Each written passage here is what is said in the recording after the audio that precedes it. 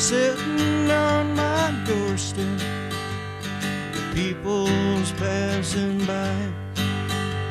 They're coming back from getting wrecked, everybody's high. Saturday night, what a bitch, laying on the lawn. The morning comes to bring the switch after the buzz is gone. Hello everyone and welcome to another episode of Addictions, the podcast about addictions. I'm your host, David Wagner. On today's episode, we are going to be talking about the seemingly ever-growing stigma surrounding the world of addiction. Now, this is something that is very near and dear to my heart, and it's a topic that I've been wanting to talk about for quite a long time now. Really, it's one of the biggest reasons that I started this whole podcast thing in the first place. But before we get started, I just want to remind everyone to follow us on your favorite social media platform for updates and whatnot about the show. On Facebook, you can find the show by visiting www.facebook.com/addictionspodcast. We are also on Twitter. Our handle is @addictionscast, or alternatively, you can find us by visiting twitter.com/addictionscast. You can also stay up to date on the show by checking out the Addictions Podcast website, which is at www.addictionspodcast.com. I post all sorts of updates and videos and stuff to the site, and you can also find links to listen to the show and ways to help out by donating through PayPal or Patreon. So be sure to check that out. And if you would like to donate but don't really want to wade through a bunch of links to get there, you can make a one-time donation of any amount by visiting www.paypal.me/theaddictionspodcast. And thanks to everyone in advance. It means an awful lot to me, and it really does help keep things running smooth for the Addictions Podcast.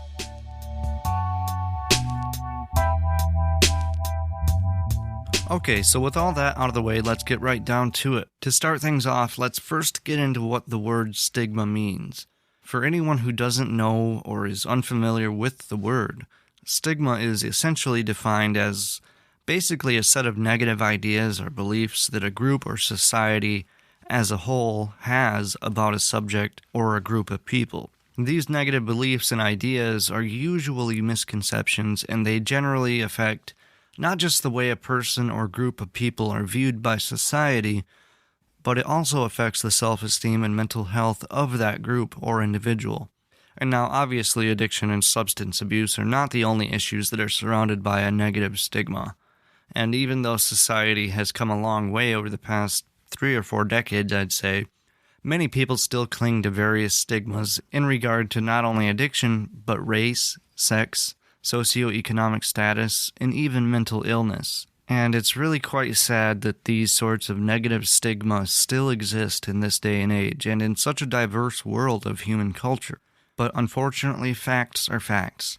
And the truth is, we will probably never fully eradicate all of the stigma around most of these subjects. All is not lost, though. As individuals, we can, and we must, take certain steps and engage in certain behaviors to stop some of the negative stigma surrounding not just addiction, but all of the subjects that I just mentioned. On this episode, though, we are going to be focusing on addiction. I mean, after all, this is a show about addiction. Before we talk about how we can really begin to put the brakes on some of the negative stigma or misinformation about addiction, let's take a look at the impact these sorts of beliefs about addiction have on people. This is something that I have witnessed on a first-hand basis. Back when I was physically and mentally addicted to opioid painkillers on a gargantuan basis, I would often feel like many people that I talked to about my problems, they tended to see it as more of an issue of a lack of willpower on my end, or that I somehow lacked a moral compass, or that they felt that because I was a drug addict that I was automatically a bad person. Even various doctors that I visited held some of these negative stigmas about drug addiction, and I wasn't out doctor shopping or even trying to get more drugs or anything like that. These were just routine visits to the doctor. It just seemed like after admitting to my pain specialist that I had an addiction to opioids, that I was no longer really taken seriously. It was almost like the difference between night and day. I mean, prior to telling this particular doctor that I had an addiction problem, the doctor would listen to my questions and really seemed to care.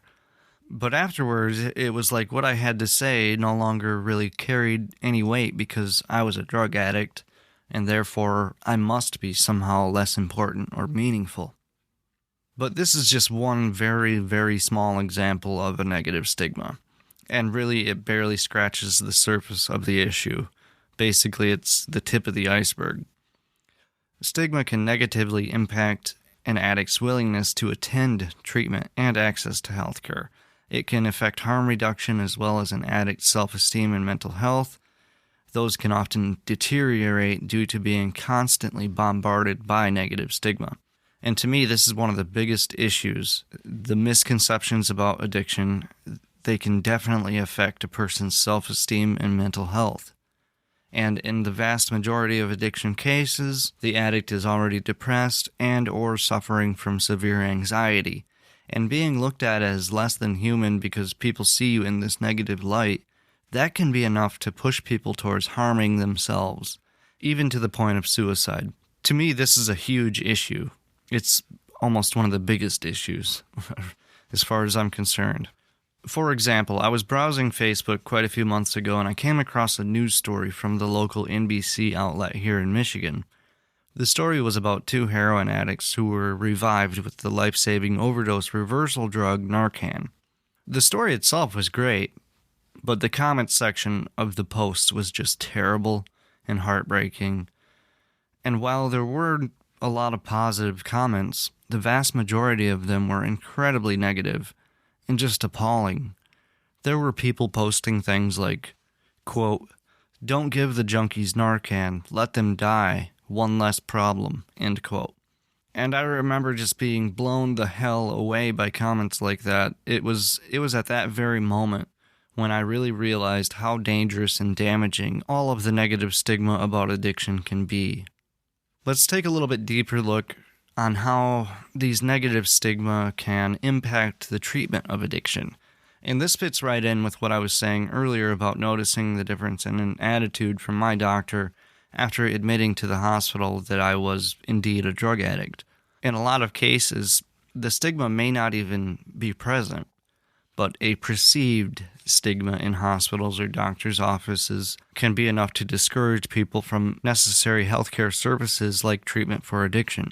There was a study done in 2001 by the Substance Abuse and Mental Health Services Administration, and researchers found that on an alarming amount of these studies, that some healthcare providers feel uneasy about working with those who are dependent on drugs or alcohol. There was a similar study done in 2013 focusing on nurses in the UK by Topping and Newell. And this study showed that most of the nurses actually held a negative stigma towards IV drug users. This problem can greatly affect access to treatment for drug addicts. I mean, if you're a drug addict and you're already beaten down by all of these negative comments and things that you hear about people who have drug abuse problems, going to a healthcare setting and hearing more of the same kind of stuff, that's probably going to cause you to want to avoid that, basically. But it goes way beyond that. In the criminal justice system here in the United States, there was a study done by the National Center on Addiction and Substance Abuse, or the CASA. And the CASA found that of the 2.3 million people in prison, more than 65% of them meet the criteria for having a substance abuse disorder, yet only 11% of those people received treatment. These are literally huge numbers of people who, rather than being incarcerated, should be rehabilitated. And this is just ridiculous when you really roll it around in your brain. In many ways, the negative stigma largely contributes to addiction being viewed as a criminal offense rather than the healthcare issue that it truly is. The next issue that I want to tackle here is the impact that negative stigma on addiction can have on various harm reduction techniques.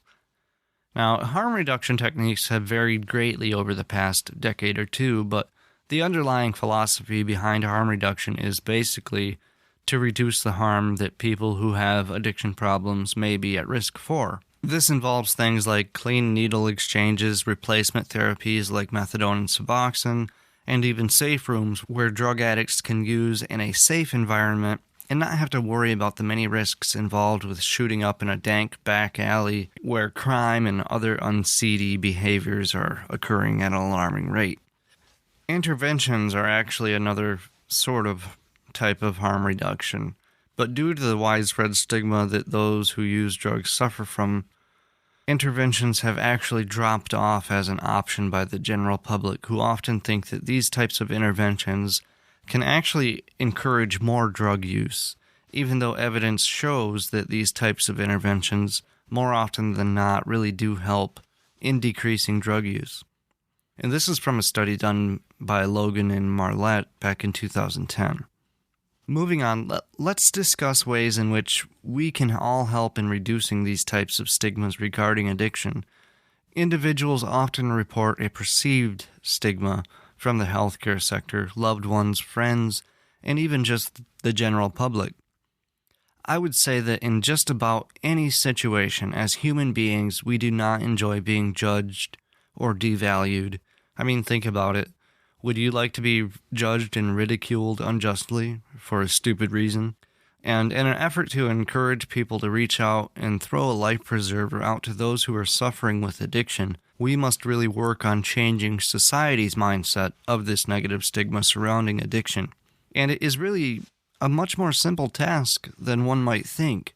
To me, it just seems like common sense. And after listening to this episode, I hope that many people will begin to see this issue in that very same light, and thus begin to speak out and maybe even become an advocate for those that are struggling with addictions.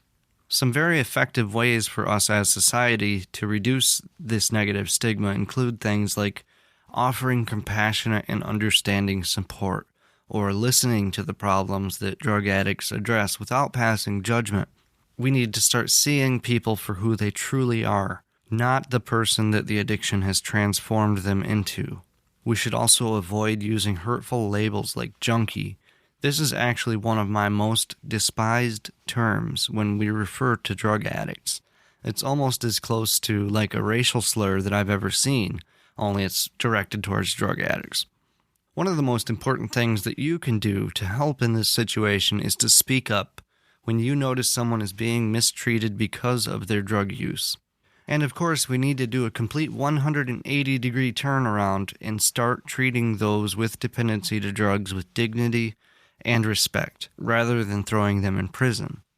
And I know this is something that cannot and will not happen overnight, but it is something that we really need to focus on. We should not be casting judgment on people who have these types of problems, but rather we should be reaching out to them and explaining that their lives are just as important as anyone else, and that we care about them. There is a silver lining here, though.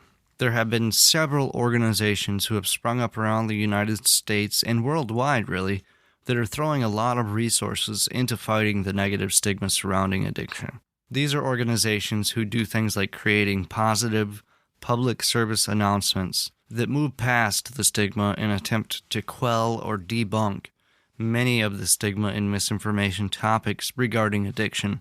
These types of programs are a step in the right direction, and I truly believe that they can play a vital role in reducing the negative stigma about addiction issues. If you have any ideas or suggestions to add to the list of things that we can do to change this negative stigma held towards drug addicts, feel free to shoot me your thoughts by emailing us at theaddictionspodcast@gmail.com. Alternatively, you can send us a message on Facebook by visiting facebook.com/addictionspodcast. I really look forward to hearing from you, and remember, never quit quitting. Again, I'm your host, David Wagner, and I cannot thank you all enough for listening to the show and showing your support. Again, be sure to show your support to the podcast by visiting us at addictionspodcast.com or by following us on Facebook and Twitter. Thank you all. Then you smashed your only car. You aren't what you are really. You missed it by so damn far. Your head feels like in a blender, and you hate to see the dawn. Your stomach says return to sender,